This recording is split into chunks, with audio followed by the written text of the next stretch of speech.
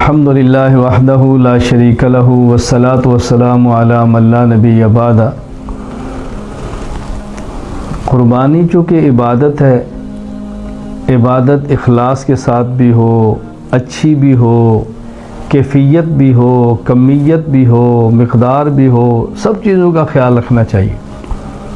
قربانی دینی ہے تو اچھی دیں، موٹا تازہ دیں، جانور پال کے دیں، بہترین دیں، خوبصورت دیں۔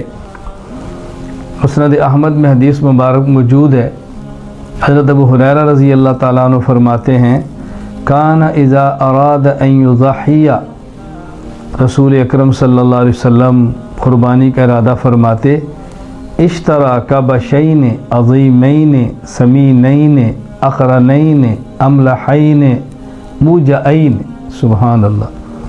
تو رسول اکرم صلی اللہ علیہ وسلم دو بڑے موٹے تازے سینگوں والے سیاہ سفید بالوں والے مینڈے خریدتے، یعنی چن کر خریدتے، ماشاءاللہ دل کے ساتھ خریدتے، بہترین جانور آپ لیتے قربانی میں ذبح کرنے کے لیے۔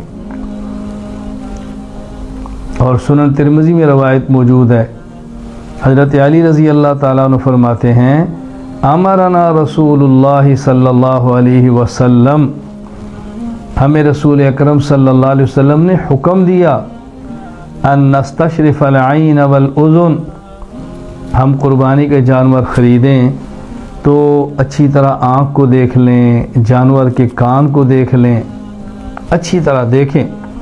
وَأَلَّا نُضَحِّيَ بِمُقَابَلَةٍ، وہ جانور ذبح نہ کریں جس جانور کا کان آگے سے چیرا ہوا ہو، وَلَا مُدَابَرَةٍ، کان پیچھے سے چرا ہوا ہو، ولا شرقا، اور ایسا جانور قربانی کے اندر نہ دیں جس کے کان پھٹے ہوئے ہوں، ولا خرقا، جس کے اندر سوراخ ہوا ہو وہ بھی نہ دیں۔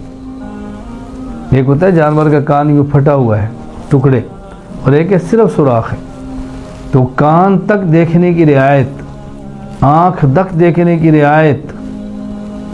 اور رسول اکرم صلی اللہ علیہ وسلم کا ارشاد ہے، فرمایا سمنوا ضحایاکم فإنہا للصراط مطایاکم، جوانور خوب موٹا تازہ کرو، یہ تمہاری پل صراط کی سواریاں ہیں۔